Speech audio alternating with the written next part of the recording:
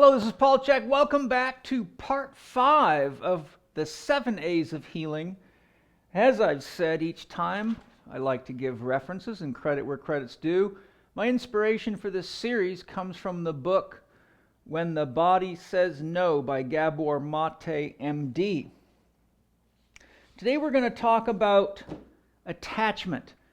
Attachment is based on research that was done with regard to how children respond to being separated from their parent or parents or a primary caregiver. Usually one parent is tested at a time. And basically what happens is they have the child separated from the parent for a given time. It might be 3 minutes. It depends on the research study. And the child's basically left in a room by itself. Oftentimes there's toys and things to do in there. And they watch how the child reacts when the parent leaves, how the child responds to being alone, and how the child responds when the parent returns to the room. Now, this research has turned out to be very, very powerful, and it is now quite well referenced and used in psychology and in therapy of a wide variety of types. The research is quite comprehensive. There are questionnaires that can be used that are quite comprehensive. It does take a fair bit of training and knowledge to be able to use attachment interviews and questionnaires in a therapy session so that it's effective. One of the issues is that when you start investigating attachment challenges, it can trigger a significant amount of emotion in people and even reactive behavior, and basically the kind of behavior that we'll discuss that the researchers find in children, usually 1 to 2 years of age when they're doing the research.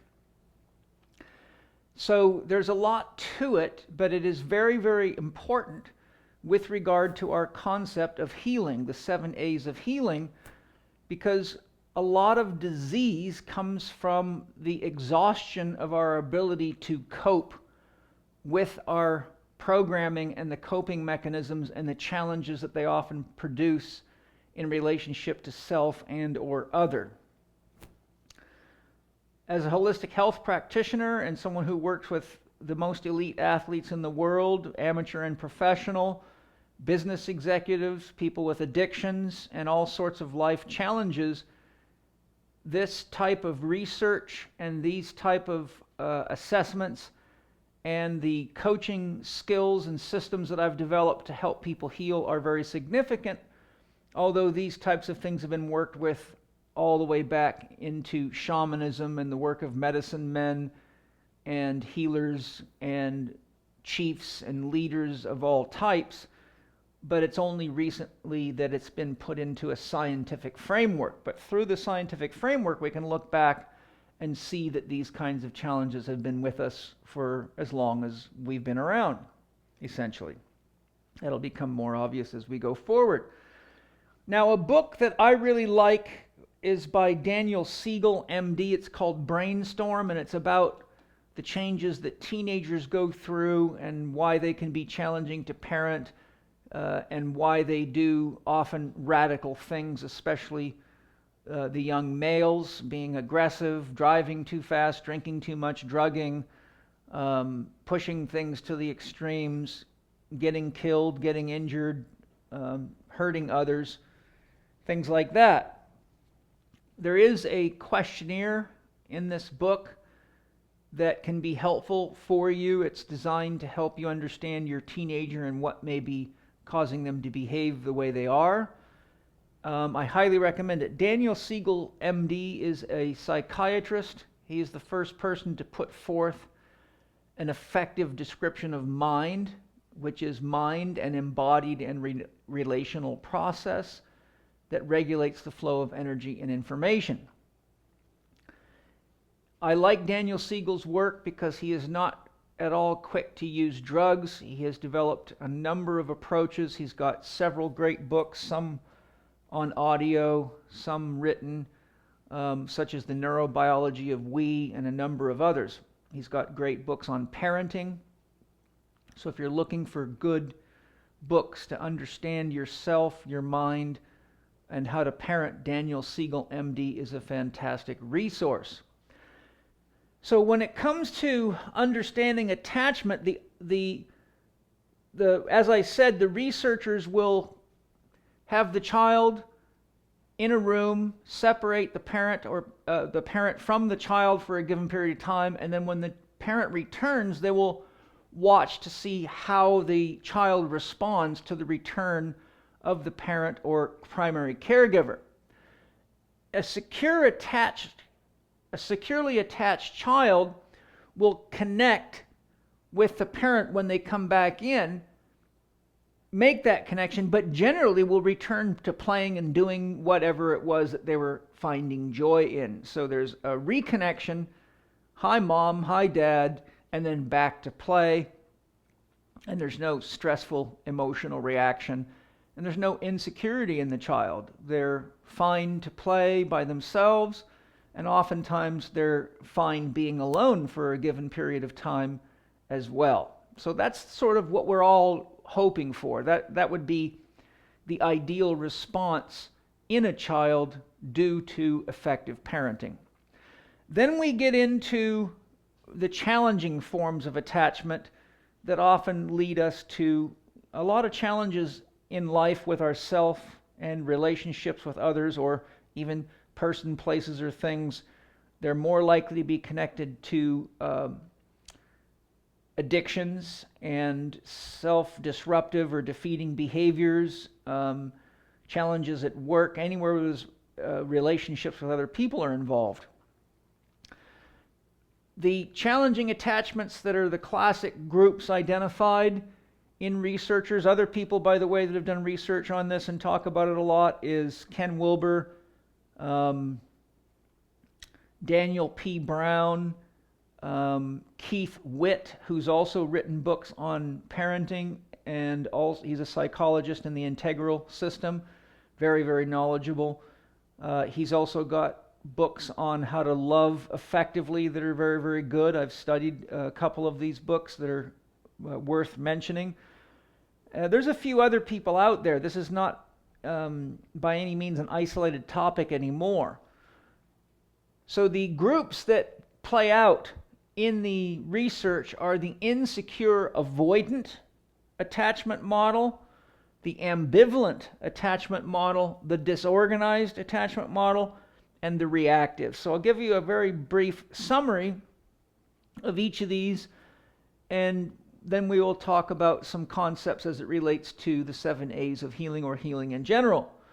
So the secure attachment connects to the parent on return from absence and goes about doing what they were doing, generally with no problems whatsoever.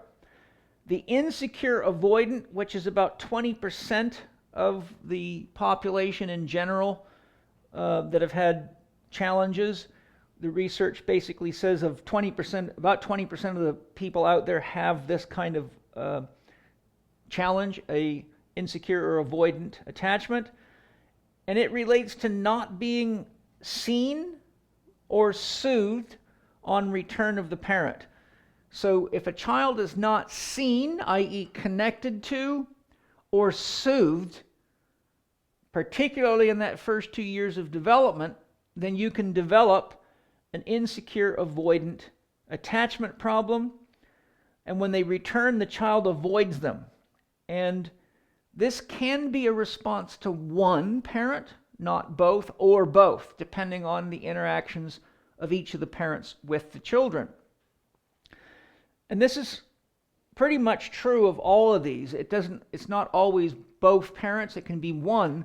But in my experience working with a lot of people that have these challenges and looking into the family dynamics, it often results in a situation where if a parent creates a secure attachment and the other one a dysfunctional attachment, then it often leads to the child navigating toward one parent all the time, which can create insecurity in the other parent and can cause conflict in the family or between the parents For example, if the mother's very good at seeing the child and soothing the child, but the father is not, that can create a rift, and then the mother may not agree with how the father's reacting to the child, parenting the child, or whichever one. And anytime there's a split between the parents and one of them's not creating a secure attachment, it usually is going to magnify the intensity in the parents' relationship, which then creates a vibration through the house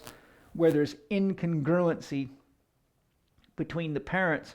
And that leaves a child often in a state of anxiety because its primary caregivers aren't getting along, and there's a lot of, shall we say, potentially negative energy in the environment. And because the child equally is attached by birth and by genes and by just, subtle energy connections to both parents, even though the child may have an insecure, avoidant, or negative attachment with one of the parents, there's still a deep need for love and connection from that parent.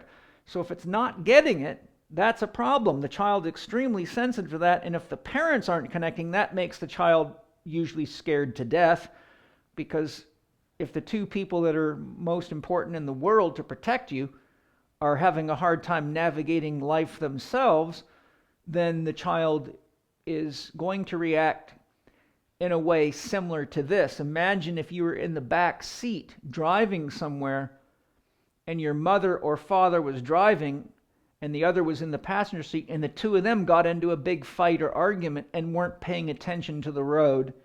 And the child is realizing this and seeing that the car is weaving around. The child would be really in a state of shock, fear, anxiety, high emotion, and may even go into a freeze reaction. So I'll conclude with the number one finding that they highlight as the source of most of these disruptive attachment patterns when I finish. So that's the insecure avoidant. Now we have the ambivalent, which is about 15% of people out there, and it relates to being seen, safe, or soothed, in that it doesn't happen in a reliable way. So if the child is not seen, does not feel safe, or is not soothed in a reliable way, consistently enough to create a secure attachment, then you end up with an ambivalent attachment. When the parent returns during the evaluation, when they're doing the attachment research, the child clings to the parent out of uncertainty that its needs will be met. And so I'm sure you've seen kids in shopping malls or whatever, and they cling like a Klingon to their parents, yet when you look at them, they look a little bit terrified. And that is one of the looks that indicates that the child is insecure about whether its needs are going to be met, but where else does it go for help? So this leads to what's called an ambivalent attachment syndrome. Next, we have disorganized, which can occur out of the above, any of the above, even the secure, if it's mixed. For example, if one parent's secure and the other one's got an insecure attachment type model. So it can occur out of any one or combination of these. The parent is terrifying to you. So if there's a disorganized attachment being developed, it usually means one or both parents are in some way terrifying. An example that I see a lot of this is whenever there's alcohol addiction or drug addiction in one or both parents. For some reason, it seems the men are more apt to alcohol addiction, and I've had countless cases of clients who's, when I look into this, have developed this type of attachment because their father was an alcoholic and was abusive to mom, abusive to family members, and abusive to themselves. But it can be both parents. It can be alcohol and drug addiction, and it can be other things as well. So what happens with a disorganized attachment is emotion, aggression, and relationship challenges between the parents leave the child in a very, very disorganized state because it has a situation where it wants to go toward one of the parents or a parent to get soothed and feel safe, but at the same time, it's afraid. So you get a paradox emerging in that it wants to go toward, but it simultaneously wants to get away, and therefore you have this disorganized sort of thought emotional process. I'm damned if I do and I'm damned if I don't. I need mom or I need dad, but I also am afraid to get wounded or something like that. So it produces a challenge in a situation that I've seen show up in intimate relationships starting in teenage years going all the way throughout the rest of adulthood, where there's sort of a love-hate type polarity between people. You often see, for example, they'll have very potent sex and connect very deeply, but then 5-10 minutes later they're fighting like cats and dogs. And so you see this sort of disorganized energy in the relationship, and a person oftentimes has a hard time generating and staying with an emotion consistently, or they can't, for example, trust their own happiness, or they can't work with their own sadness long enough to get to the bottom of what's really causing them sadness. So there's a sort of a sense of disorganization, and it's not healthy, and it leads to a lot of challenges in relationship. Then we have the final one, which is reactive. It can occur out of any of the top three. There's no consistent attachment figure or parent we can rely on. So if we get a reactive response, it means, whereas in a lot of these, one or both parents could be secure and another insecure, here we have no consistent attachment parent or figure or parent we can rely on. So when I say parent figure, for example, if someone's orphaned, they might be raised by a caregiver or someone who is a surrogate parent, but it's not the actual parent. And there's various forms of that type of situation I'm sure we're all familiar with. It leads to trouble with our emotions, trouble in relationships, and to establishing connections with others. So when people have this reactive attachment, they usually have a hard time managing their emotions, managing connections and relationships with other people. And I've seen quite a number of those people in my career with diseases, adrenal fatigue, various forms of burnout often. And what I see is people with insecure, ambivalent, disorganized, and reactive attachments are all much more susceptible to addiction. You may have heard me talk about Angeles Arian's 4 chief causes of addiction based on extensive research. One is focusing on what's wrong. 2 is intensity, so a lot of intensity in our parental environment. 3 is the need to know, and 4 is perfectionism, so a parent that's constantly riding you to achieve some preconceived standard of perfectionism, and that can lead to a lot of pressure. And those 4 things you can see are likely, in my experience, to play out within these attachment syndromes. So how does this really help us when it comes to understanding the 7 A's of healing? Well, first of all, if any of these sounds like you, I would highly recommend you get Dan Siegel's book or seek out a psychologist that can give you an attachment interview. I use one called an adult attachment interview, which as an adult looks into your attachment history. Mine's something that I did based on a lot of research and then modifying it based on my own experience in the Chek approach to create something that works for me.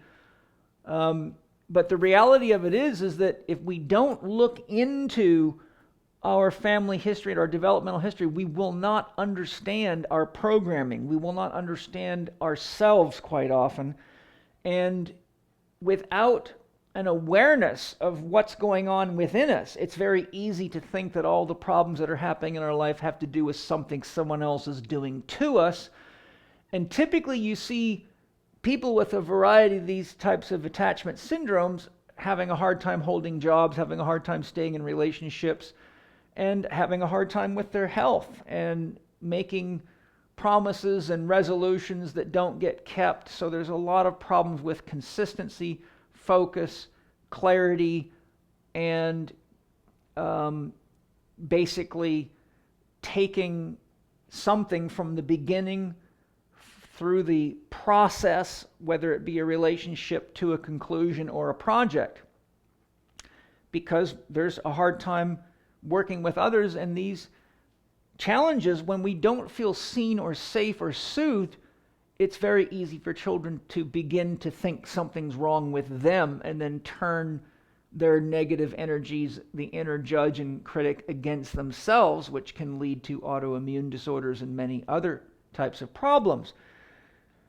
In the Chek system, the way I handle this is I help people first get clear on what their dream is, and if they don't know what their dream is, and it looks like they're going to need some time to figure it out, and I say, well, let's focus on what your nightmare is, which is the thing that's causing you the most stress in your life right now. And the nightmare is the one thing that if it was resolved, it would alleviate the most stress and free the most energy to be used for your healing and growth opportunity. So get clear what our dream is. 2, look at what's out of balance. And the questionnaires in my book, How to Eat, Move, and Be Healthy, are a very good place to start. If you see a Chek trained professional, especially from a holistic lifestyle coaching division, or one of them that's done all the training, they will be able to identify right away what kinds of things are going on and can read your body. And the body itself tells us as therapists where to look, because there's a correlation between the regions of the body and the various aspects of our psyche. Then we look at the 4 doctors and where a person's out of balance, and we work with them to create values around what is happy making. How do I move my body? How do I rest my body? How do I feed my body to be balanced, healthy, and whole, so that I don't have psychological stress, emotions, fear, anger, etc., emerging as the result of just a poorly managed body? Because whenever our body's under stress, it sends stress signals and fear reactions up that rise up into our cognitive processes that are often not understood as the reactions of the body and acted out unconsciously, which can damage relationships and the individual. Once we know what the dream is, we know it's out of balance, we know which of the 4 doctors are out of balance, too much or too little, then we go to number 3, we make effective choices. What is the optimal choice in relationship to any person, place, or thing? And what's a suboptimal choice, and when should we call a timeout and do nothing for the so we don't damage each other in the relationship? Now, there's a lot to this work, as I've said, but the thing I would like to share with you, the number 1 correlating factor from the research that I've done, looking into books and researchers on this topic, the number 1 thing they find when they find insecure, avoidant, ambivalent, disorganized, or reactive attachment as the common denominator amongst all is parents without a clear sense of direction in their life. So whenever our parents do not have a dream and they don't have a sense of goals or objectives or clear values that we live, then it opens the door wide for attachment challenges. And that is one of the key reasons that number 1 in the Chek system is, what is your dream? Because as a parent, if we don't have a clear sense of direction, we don't have a dream, we don't have clearly established values, we don't know what is enough and what is not enough. We don't know how to be effectively discerning when raising our children. And so it leads to a lot of confusion and a lot of problems that lead to a lot of health challenges and costs everybody a lot of money. So in closing then, I always recommend you start with doing your best to get yourself healthy, living a 4-doctor lifestyle, getting clear on what your dream is, And to the degree that you have a clear dream but find yourself unable to make it happen, you keep complaining to yourself, oh, I keep eating this, or I can't get off of coffee, or my therapist has told me that I need to clear the sugar out of my diet because I got a fungal infection, a parasite infection, or whatever it is. If you're one of these people that kind of just keeps running on a treadmill, making excuses or blaming other people, chances are good you have some form of an attachment dysfunction that needs to be looked into and healed. And it's extremely powerful therapy. There's a million things I could say that you could start doing, but they'd be way too deep for this blog, and that's why I have an advanced training program. But to close, I went through them. You know what a secure attachment is now. You know whether you felt seen, connected to, loved, and supported by one or both parents. You know how their relationship was. You probably know whether or not they had any clear sense of direction or a dream and values in their life. And if you didn't have those forms of connection and safety and security that are necessary for our development, chances are very good you have a lot of, well, challenging programming and scary thoughts, ideas, and feelings, and that you have a hard time reading other people's true intentions, and that you have a hard time trusting yourself or your partners in relationship, and that you have a hard time taking care of your body and being consistent, or that you are an addict to things like work, exercise, drugs, power, money, fame, and you can see these types of attachment dysfunctions playing out on groups like Facebook, Instagram, anywhere in social media where people repeatedly need to constantly be exposed to get a sense of somebody loves them, somebody likes them. And so because these types of problems are so rampant in our culture, if you read Basil van der Kolk, MD's work, you'll see statistics on how common physical abuse, emotional abuse, and sexual abuse is in families worldwide. And the statistics are mind-blowing. They're shockingly high. So it's easy to see why we have so many challenges in our lives today, and why disease rates are so high, and why we have more doctors, therapists, health professionals, nutritionists, dietitians, personal trainers, strength coaches, massage therapists per capita than ever in the history of man. But we seem to be getting worse statistically, not better. And I think that means that we're medicating the symptoms, but we're not actually getting to the root causes of these challenges. And a lot of people don't like looking into this stuff. I've had a number of my own clients that when it came time to address these issues, just flat out didn't want to participate because they're too afraid to feel the feelings that they have repressed. And we talked about repressing of feelings in part 3 on anger and the danger of that.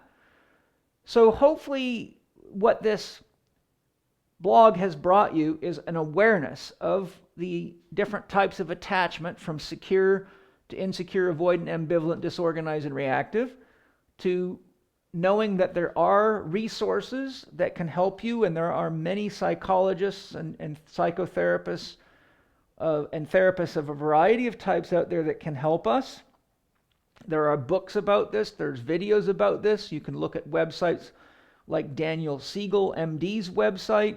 You could research adult attachment or attachment syndromes, or just go by the name insecure ambivalent or insecure avoidant, ambivalent, disorganized, reactive attachment, and you'll find all sorts of stuff.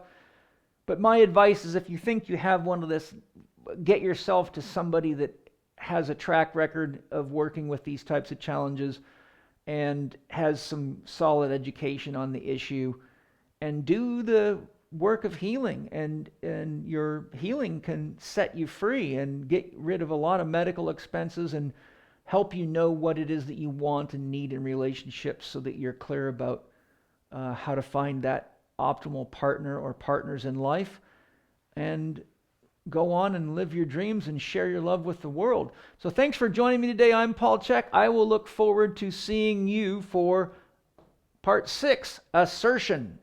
See you then.